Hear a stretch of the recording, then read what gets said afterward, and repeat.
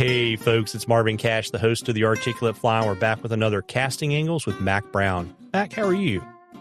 I'm doing great. How you doing, Marvin? As always, just trying to stay out of trouble. And, it's kind of funny. I think the last time we talked, it was still kind of cool and nice. And we were all hopeful for kind of a longer trout season. And, it's raining where you are. But, I mean, it's been in the 90s down here in the Piedmont for, I don't know, the last week to 10 days. So we're getting ready to trudge right into the dog days of summer, I think.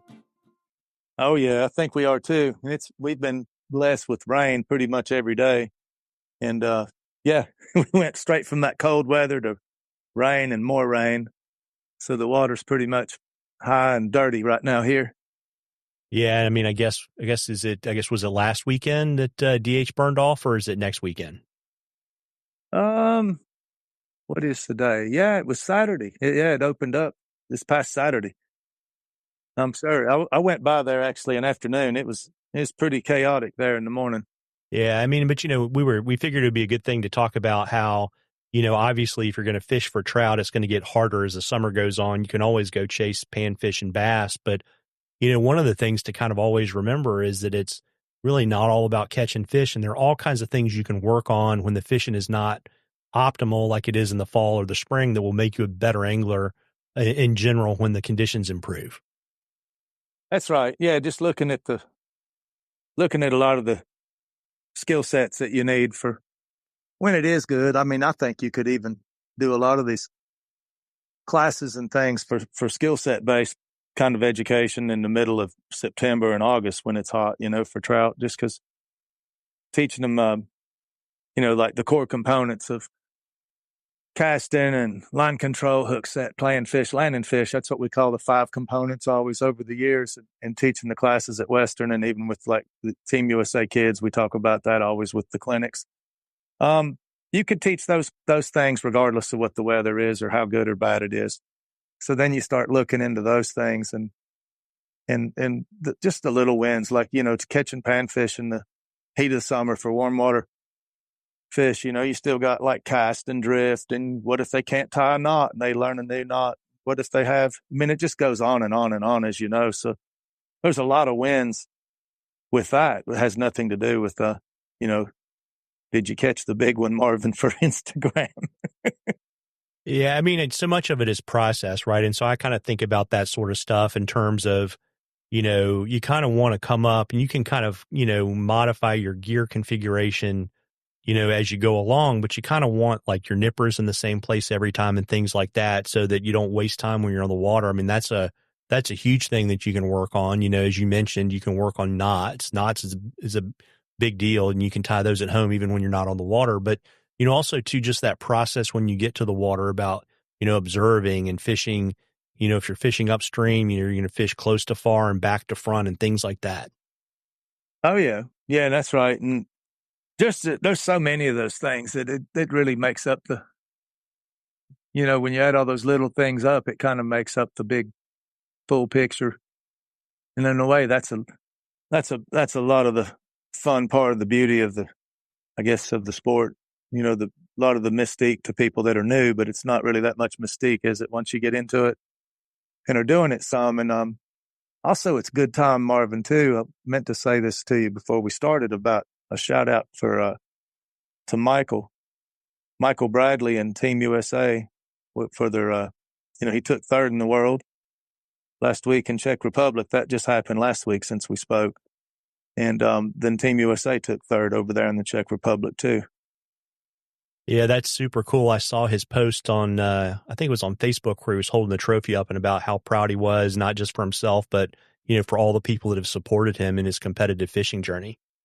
Mm-hmm.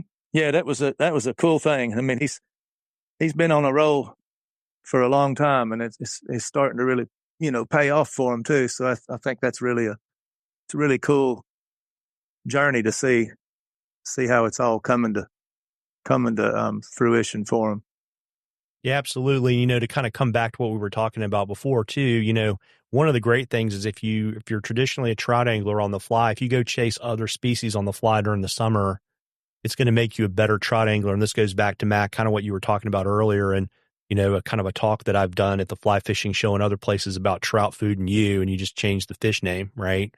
and you start to figure out that it's really, you know, what's the forage doing, what are the conditions, and what's the fish doing, and then you basically incorporate that, and that'll make you more successful over time. That's right. Yeah, we're looking for the cicada. I mean, we're hoping to find some cicada hatches this summer again and chase some grass carp. That's what I'm looking to do, mostly in the middle of summer. As far as for around here, I'm probably going to head out west for a little bit, just for some R&R and vacation time with the kids. And but when we're here, that's what I'm going to look at chasing more is carp. Yeah, I had some friends of the podcast. They were actually in Madison, North Carolina, and they said the cicadas were everywhere. Uh-oh.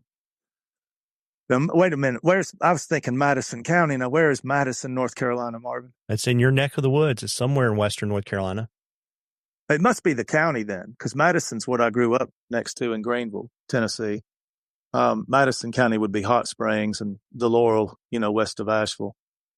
I'm wondering if that's it. Yeah, I have to find that out because that'd be good to know. For some reason, we always get missed. You always see these things on the internet. And I made a post last year of the cicadas at a big elm tree that was right next to our front yard my aunt took and sent to us. And there was literally millions of cicadas. So many cicadas, you couldn't even see a blade of grass. That's how big it is in the Ozarks of Missouri.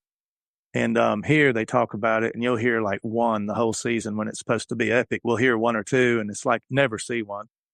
But we just don't have them. Like for some reason, Swain County, next to the national park where I live, we always get, you know, disappointment when they talk about the big epic cicada hatch, because it's nothing like the years when I worked New Zealand, like where you see them everywhere. Like here, they're very, very sparse here. There's other places that do much better with them for sure. But the hatch here has never really happened since 85 that I've seen lots of them, you know? Yeah. And you were mentioning too, before we started recording, that you're getting ready to launch your wet fly class with Davey Watton later in the fall, right? Yeah, I'm going to put that. I'm thinking that'll be a project later this week to get that put out there and get it marketed and start putting it up there, sharing it and that kind of good stuff. So, yeah, we're excited to head down there. And, you know, that's where I first flew a fly in a river. That's the first river I ever put a fly in. When I was little, my granddaddy had a house there next to Flippin in a little town called Oakland, Arkansas.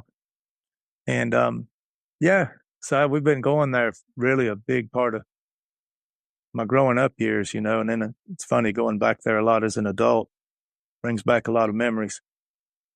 Yeah, absolutely. Do you have the dates so people can kind of keep them in the back of their mind and look for the social media posts and stuff on your website? Yeah, it's the dates on the site. Underneath specialty classes. I don't know them on the top of my head.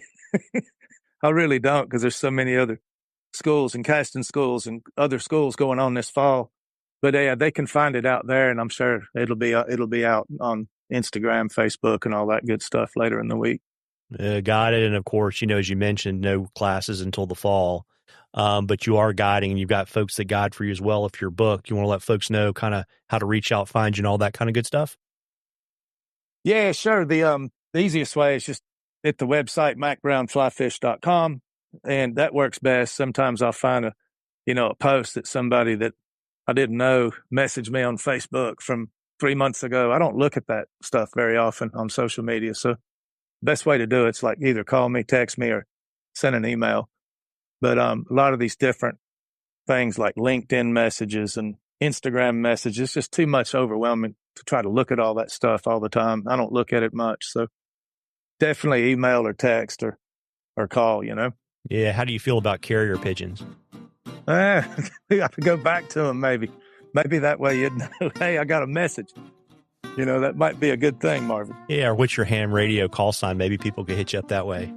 Oh, yeah, you catch me on the radio. We've been doing a lot of HF at night.